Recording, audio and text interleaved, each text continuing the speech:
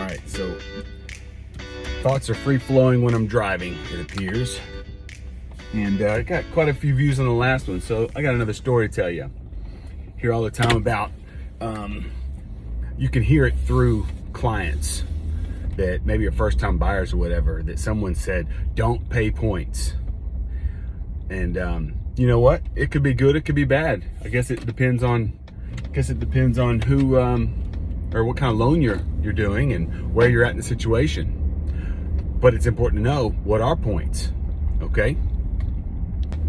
So I'm gonna pull over here in a second so that I can look at my notes and drive safely.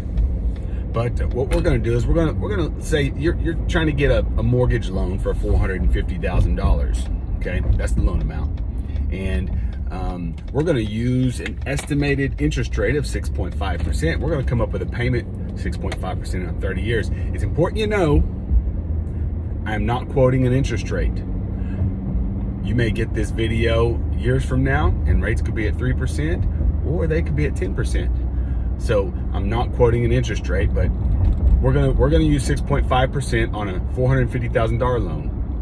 And for running numbers sake, we're gonna use 1 point, because many times 1 point can buy you between 0.25 and 0.375 down on your rate. It's kind of like, it's called buying down the rate.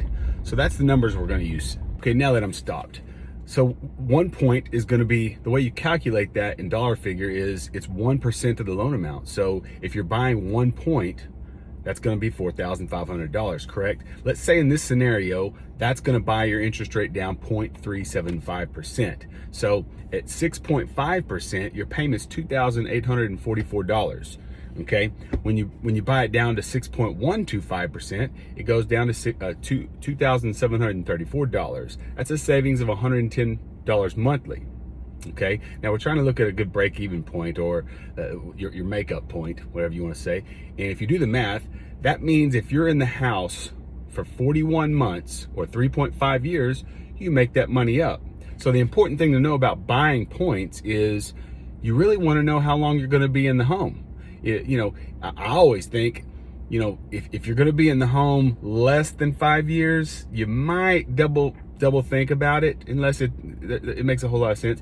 But you know, if you know that you're going to be there more than 3 to 5 years, you make up that money. And you can imagine, you know, if you got 360 months in 30 years, and you make it up in 5 years, which is 60 months. That means you got 300 months left if you did.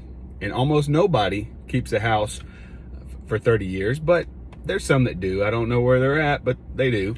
You can imagine how much money you save. 300 payments, saving $110 a month. So are points bad? I don't think so. The mortgage industry isn't really allowed to invent things that are just all bad. So keep that in mind. If you have questions, give me a shout. Again, Brad Lynch. I've been doing this for 21 years. And love to help families in the DFW area and refinance and purchase. Let me know.